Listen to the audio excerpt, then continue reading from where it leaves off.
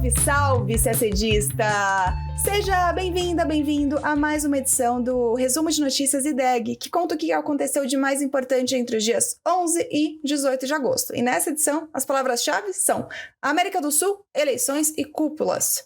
Primeiro, quem entendeu o que são as primárias na Argentina, a gente conta isso e também te explica quem é o candidato ultraliberal Javier Milei, que despontou como favorito para a presidência argentina. No Paraguai, o presidente Santiago Peña tomou posse em cerimônia que contou com a presença do presidente Lula. A violência segue assustando às vésperas das eleições no Equador. Após a morte de um candidato à presidência, um líder político foi assassinado. Também falamos de Pacífico. Japão e Coreia do Sul buscam atenuar as rivalidades em uma cúpula nos Estados Unidos, que tem o objetivo de fazer frente à influência da China e à ameaça da Coreia do Norte na região. E por falar em cúpula, dois assuntos devem estar no topo da agenda da cúpula do BRICS, marcada para a próxima semana: o uso de moedas locais e a possível adesão de novos membros. E já temos novidades sobre esses dois temas. Tudo isso em detalhes você acompanha agora no nosso podcast. Começamos falando das eleições primárias na Argentina. No domingo, dia 14, argentinos foram às urnas para definir os candidatos à presidência do país. As primárias não são as eleições propriamente ditas. Na verdade, elas definem não o vencedor, mas os candidatos que concorrerão às eleições. É um formato relativamente novo, existe desde 2011 e é único no mundo.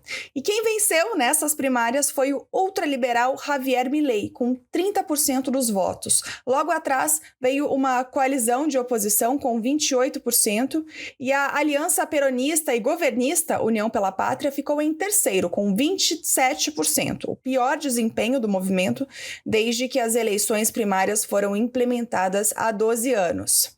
Sobre o ultraliberal Javier Milei, ele se declara um anarcocapitalista e ganhou popularidade com ideias que incluem a dolarização da economia, o enxugamento do Estado e uma onda de privatizações. É um pouco mais além do que a gente está acostumado a ouvir sobre os liberais na economia, porque o anarcocapitalismo, uma vertente de filosofia ultraliberal do século XX, prevê a ausência completa da centralização administrativa no Estado.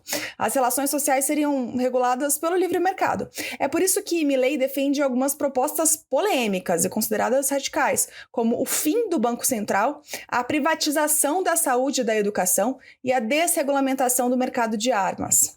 Em seu programa de governo, Milei descreve um projeto com prazo de 35 anos, no qual a Argentina se abriria de forma unilateral ao comércio internacional e eliminaria os impostos sobre exportações e importações. Voltando a falar das primárias, elas têm dois propósitos. Solucionar eventuais disputas internas entre pré-candidatos dentro dos partidos antes do pleito oficial. E 2, eliminar as chamadas legendas nanicas, já que os partidos que registram menos de 1,5% dos votos são impedidos de concorrer no primeiro turno. E nem sempre o vencedor das primárias é o candidato eleito à presidência. Em 2019, a chapa de Alberto Fernandes e Cristina Kirchner venceu a do então presidente Maurício Macri nas primárias, só que antes disso, nas outras eleições, Maurício Macri tinha perdido para o candidato da situação, Daniel Scioli. O primeiro turno da disputa à presidência na Argentina acontece no dia 22 de outubro e, dependendo dos resultados, o segundo turno será realizado em novembro. Ainda na região do Prata, vamos agora ao Paraguai. Na terça-feira, dia 15, em Assunção, ocorreu a cerimônia de posse do novo presidente paraguaio, Santiago Peña, que contou com a presença do presidente Lula e outros chefes de Estado. Peña foi eleito em abril para substituir Mário Abdo Benítez. Os dois integram o Partido Colorado, que domina a política do país desde os anos 50. O economista e ex-ministro da Fazenda terá um mandato de 5 anos. Santiago Peña esteve com Lula em mais de uma oportunidade desde que venceu as eleições. O novo presidente paraguaio já disse em algumas ocasiões que deseja fortalecer a relação com o Brasil. Lula e Peña já trataram de temas como o combate aos crimes nas fronteiras e a integração regional. Penha já assume com a importantíssima missão de revisar, junto com o Brasil, o anexo C do Tratado de Itaipu. A revisão desse dispositivo é o principal tema da agenda atualmente. O anexo C do acordo, firmado em 1973, prevê a revisão dos termos financeiros diante do pagamento das dívidas relativas à construção da hidrelétrica. Em fevereiro, a Itaipu terminou de pagar sua dívida, pagou a última parcela e agora, passados 50 anos, é hora de renegociar.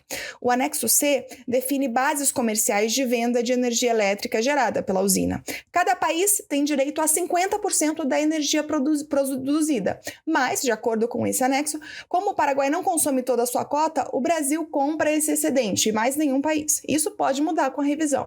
Brasil e Paraguai estão estreitamente ligados pela usina de Itaipu, que responde por 8% da demanda de energia elétrica brasileira e é responsável por 86% da energia elétrica consumida no Paraguai.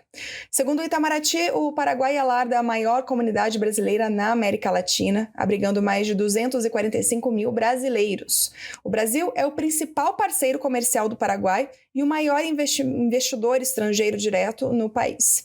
Em 2022, foi registrado o valor recorde no intercâmbio bilateral, que superou 7 bilhões de dólares. Ainda falando de eleições na América do Sul, agora a gente fala da violência no processo eleitoral equatoriano. 5 dias após o assassinato de um candidato à presidência do Equador, um dirigente político do país também foi morto a tiros. Foi na segunda, dia 14. Pedro Briones, líder regional do Movimento Revolução Cidadã, foi assassinado quando chegava em casa, na província de Esmeraldas, perto da Colômbia.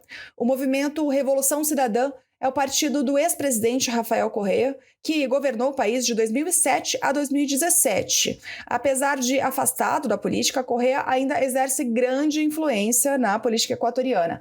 A candidata pelo seu partido, Luísa González, lidera as pesquisas para as eleições que estão marcadas ainda para o dia 20. Em mensagem nas redes sociais, inclusive, a candidata González prestou solidariedade à família de Briones e afirmou que o Equador vive sua época mais sangrenta e que isso se deve, segundo ela, ao abandono de um governo inepto e a um Estado tomado pelas máfias. O Equador está em estado de exceção desde o assassinato do candidato à presidência Fernando Villavicencio. O presidenciável foi atingido no dia 9 de novembro por 3 tiros da cabeça após um evento de campanha em Quito, a capital equatoriana. Uma facção criminosa, uma das maiores do Equador, é suspeita do crime, mas as autoridades ainda não concluíram o caso. Um dia depois do assassinato de Villavicencio, no dia 10, Stephanie Puente, candidata à Assembleia Nacional, também sofreu um atentado, mas sobreviveu com um tiro de raspão no braço. O estado de exceção permite a presença das Forças Armadas nas ruas do Equador e tem o propósito de garantir a segurança das eleições gerais, que seguem marcadas para o dia 20 de agosto. Lembrando que as eleições foram convocadas por meio daquele polêmico dispositivo constitucional que permitiu que o presidente Guilherme Lasso dissolvesse o Congresso e, portanto, existe um prazo rígido para a realização de um novo pleito. Em nota publicada pelo Itamaraty, o Brasil reiterou sua firme condenação aos recentes ataques criminosos contra dirigentes políticos no contexto do processo eleitoral no Equador. O governo brasileiro também manifestou solidariedade à família de Pedro Briones e ao povo equatoriano e desejou pronta recuperação a Stephanie Puente. Por fim, o governo brasileiro apelou aos atores equatorianos relevantes para que sejam envidados todos os esforços com vistas a que o pleito do próximo dia 20 transcorra pacificamente, em segurança e com pleno respeito ao Estado de Direito e aos valores democráticos. Agora vamos aos Estados Unidos para falar de um tema bem abrangente, que é a política externa norte-americana no Pacífico. Na sexta-feira, dia 18, agora, enquanto estamos gravando o podcast, os líderes dos Estados Unidos, Japão e Coreia do Sul estão reunidos em Camp David, nos Estados Unidos, em uma cúpula para fomentar a cooperação militar e econômica entre os países. O encontro é considerado um marco, levando em conta o histórico relacionamento tenso entre o Japão e a Coreia do Sul. A última vez que ocorreu uma cúpula entre os 3 países foi em 1994. O encontro também marca a primeira vez que o presidente Joe Biden recebe líderes estrangeiros em Camp David, que é o retiro de campo dos presidentes norte-americanos e que já foi palco de grandes encontros diplomáticos do país. Foi ali que Egito e Israel selaram o acordo de paz em 1978, sob a mediação de Jimmy Carter. Mas voltando à cúpula desta semana, é importante uma contextualização. Em um momento em que os Estados Unidos mais do que nunca buscam apoio no Pacífico para contrabalançar o poder de China e da Coreia do Norte, é importante para o governo norte-americano buscar um diálogo comum entre Japão e Coreia do Sul, dois de seus maiores aliados na região. Os dois países asiáticos têm uma rivalidade histórica que vem da violenta ocupação da Coreia pelos japoneses entre 1910 e 1945. Agora, eles estão tentando superar rapidamente as rivalidades por conta do cenário da guerra na Ucrânia, que destacou as vulnerabilidades dos dois países em uma região dominada pela China e ameaçada pela Coreia do Norte. A expectativa é que seja anunciada nesta sexta uma cooperação militar e econômica muito mais forte entre Estados Unidos, Coreia do Sul e Japão. São esperadas medidas como a criação de uma linha direta entre os países para momentos de crise, exercícios militares conjuntos, fortalecimento das cadeias de produção, em especial as dos semicondutores e de baterias para carros elétricos, e o compromisso de repetir a reunião anualmente.